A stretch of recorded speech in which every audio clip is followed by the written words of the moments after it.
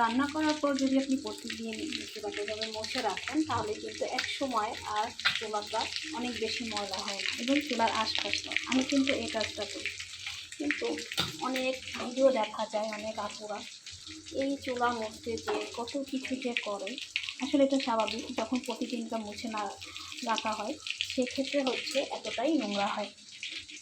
তো আপনারা যদি প্রতিদিনে এইভাবে রান্নার পরে মুছে রাখেন তাহলে কিন্তু এই যে তেল যে একটা ভাব এগুলো কিন্তু থাকে না। ঠিক আছে,